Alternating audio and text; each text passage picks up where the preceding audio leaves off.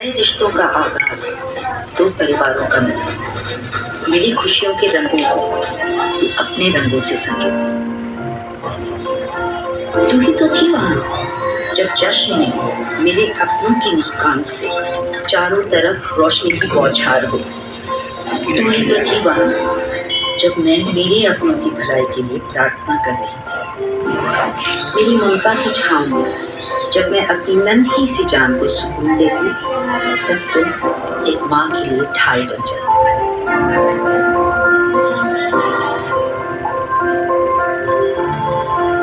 तू ही तो थी वहां जब मुझ में फिर बच्चा बनने की चाह होती, अपनी माँ की नकल चुपके से करती, उन्हें सताती, उनकी तस्वीर उन्हीं को दिखाती।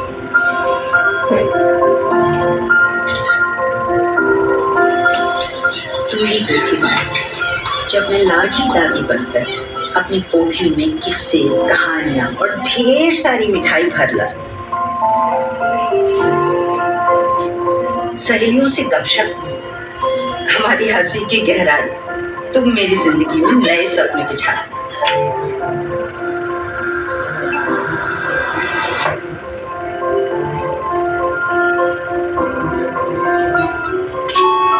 सब मंत्रमुग्ध हो जाते थे जब सुरों की देवी अपना जादू चलाती।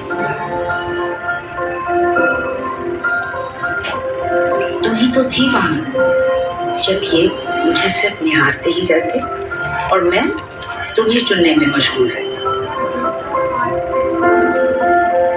मैं अपने कॉलेज का फिर एक हिस्सा याद करती, अपनी जिंदगी का वो एक हिस्सा फिर आबाद करती। प्रेम के असीम प्रवाह में प्रेम का अंकुर खिला था, जीवन का एक साथी मिला था। तू ही तो थी वहां जब मैं घर के साथ साथ ऑफिस का भी मोर्चा संभालती।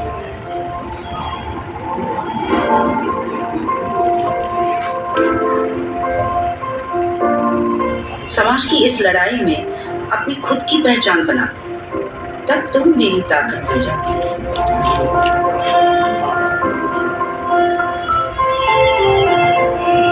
लोगों को इंसानियत के मार्ग पर चलने की राह दिखाती।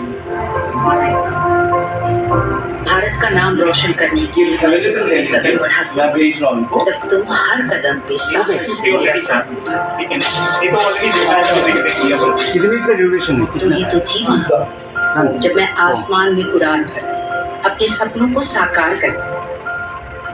तुम्हारी ओट में स्त्री का परिचय, संस्कृति, सम्मान और गर्व का, जब मैं हमारी संस्कृति को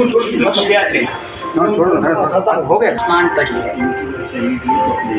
हमारी पहचान हम इसे कराई, मेरा जज्बात अनंत काल से मेरी सारी, मेरी सखी। मेरा नाम मिहिर उपाध्याय है और हमने एक ऐसी फ्रेंडशिप को ट्रिब्यूट देने की कोशिश की है जो हमारे सामने हमेशा अक्सर रही है और कभी हमने उसे नोटिस नहीं किया। वो है साड़ी और साड़ी पहनने वाले की दोस्ती। तो ये हमारी तरफ से एक ट्रिब्यूट है, एक रिस्पेक्ट है, बिकॉज जिस तरीके से एक महिला अलग अलग स्वरूप में अपने आप को ढालती है, अलग अलग सिचुएशन में अपने आप को अडैप्ट करती है, ठीक उसी तरह साड़ी एक एकमात्र ऐसा अपैरल है जो उसका साथ निभाता है हर मोमेंट में, चाहे वो पर्सनल मोमेंट हो, प्राइवेट मोमेंट हो या पब्लिक मोमेंट हो, वो हमेशा ही उसके साथ रही है, चाहे घर के बाहर हो चाहे घर के अंदर हो। और जिस तरीके से एक औरत मल्टीपल चीज़ें कर सकती है, एक साड़ी ही ऐसी चीज़ है जो मल्टीपल, जिसकी यूज़ है, इस फिर भी हर एक यूज़ में, हर एक रूप में उसकी गरिमा जो है वो कभी कम नहीं होती।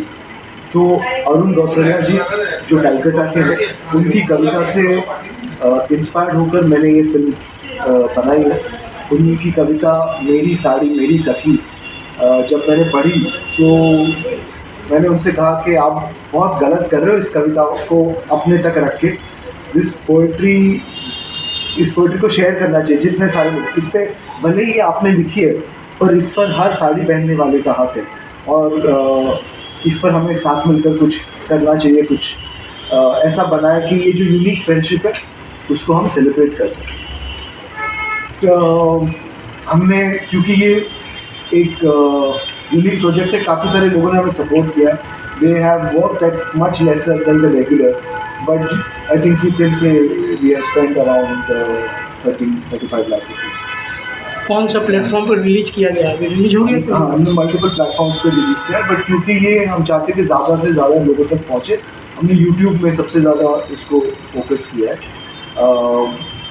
शेफाली शाह जी जो बहुत बड़ी एक्ट्रेस है, she is a legend herself, उन्होंने अग्री किया ये कविता को पढ़ने के लिए। तो आपने जो फिल्म देखी उसमें जो कविता है वो उनके आवाज़ में है, और जैसे जैसे लोग जुड़ते गए इस फिल्म और इस फिल्म का जो प्रभाव और जो स्कोप था वो एनहांस होते गया। शायद वो जितने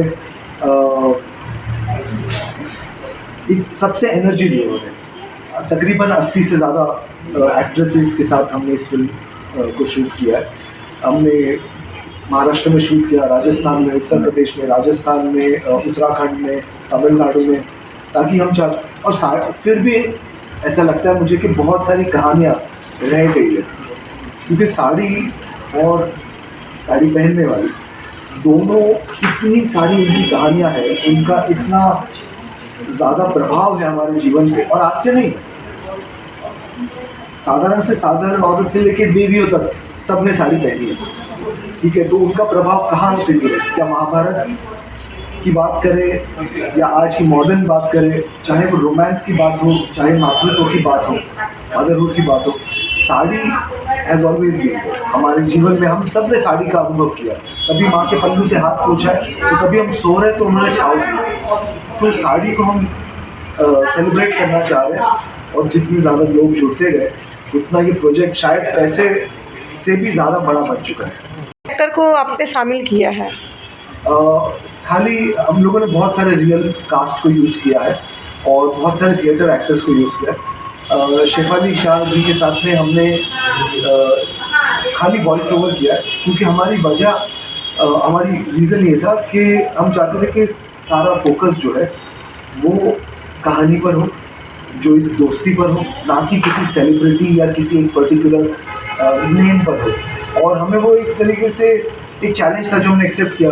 हम किसी हीरोइन को दिखाकर तो लोगों को आकर्षित कर सकते हैं, बट उनको कैमरा के पीछे रखे केवल उनका आवाज़, क्योंकि वॉइस ओवर भी एक सुपर टैलेंट है। तो शेफाली जी को हमने खाली वॉइस ओवर यूज़ करके अरुण जी की पोइट्री के साथ में हमने एक चैलेंज लिया कि क्या हम विजुअली लोगों को रिटेन कर पाएंगे, क्या हम जो साड़ी पहनते हैं औरतें उनसे हम रिलेट कर पाएंगे। वीडियो में देखा गया है कि विभिन्न कल्चर के नॉर्थ ईस्ट कभी अलग अलग राज्यों का बहुत सारी चीज़ें हैं साड़ी की। जैसे मैंने कहा कि हम दिखा भी नहीं पाए, तो साड़ी का क्षेत्र जो है वो इतना ज़्यादा है, इतना बड़ा है। मेरी ही सखी क्यों, मेरी ही सखी क्यों? मतलब जो औरत, तो कविता का नाम था मेरी साड़ी मेरी सखी। तो जो औरत वो साड़ी पहनती है उसकी बेस्ट फ्रेंड भी कभी दूर होती है शादी के बाद। अगर बचपन की फ्रेंड है तो कॉलेज में अलग हो जाते हैं, बड़े फ्रेंड्स हैं तो शादी से अलग हो जाते हैं। और चाहे अलग भी ना हो, पर एक मर्यादा होती है जहाँ आपकी बेस्ट फ्रेंड जो क्रॉस नहीं करती। पर साड़ी एक ऐसी फ्रेंड है जो आपके आंसू भी पोंछती है, और शर्माए तो आप घूंघट भी बना सकते हो। तो इससे बेहतर फ्रेंडशिप शायद ही कोई निभा पाएगा। तो इसलिए आई थॉट मेरी सखी वाज द सही टाइटल था। सर, एक और सवाल है, थोड़ा कंट्रोवर्शियल लगेगा।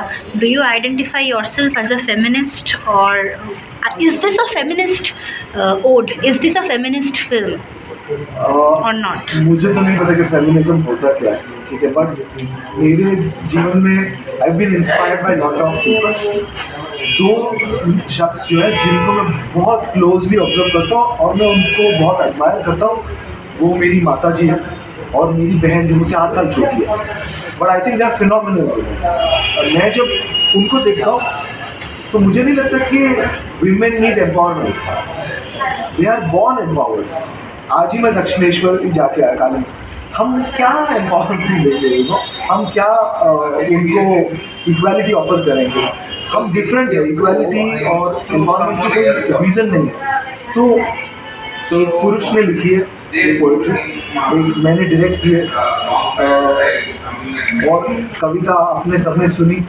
तो ये फेमिनिस्ट या नॉन फेमिनिस्ट होने की मुझे वजह नहीं, साड़ी हर किसी को इन्फ्लुएंस करती है। सबसे जो फेमिनिस्ट औरत या मर्द है उसे भी, और जो सबसे ज़्यादा उसके अगेंस्ट है उसे भी। माँ का आंचल किसको नहीं छुआ, you know. So I don't know how this film can be taking sides. ये एक ऐसा कॉमन ग्राउंड है जिसमें लेफ्ट भी है, राइट भी है। आप क्या दर्शकों को मेरी सखी के द्वारा यह संदेश देना चाहते हैं कि आजकल की जो महिलाएं हैं हमारे वेस्टर्न कल्चर पे जा रहे हैं, तो साड़ी की ओर अग्रसर करने के लिए मेरी सखी को चूज़ किए, ऐसा कोई संदेश? हाँ बिल्कुल, हम चाहते हैं कि लोग एक बार फिर से साड़ी को रिकन्सिडर करें और ध्यान से देखें, क्योंकि जिस तरीके से आप साड़ी का एग्जाम्पल दे रहे हैं उसी तरीके से हम फास्ट फूड की तरफ भी जा रहे हैं। ठीक है, हम बहुत सारी वेस्टर्न चीज़ें उठा रहे हैं एंड उसका रिजल्ट हम देख रहे हैं, हमारी हेल्थ सफ़र कर रही है, हमारी लॉन्जिविटी सफ़र कर रही है।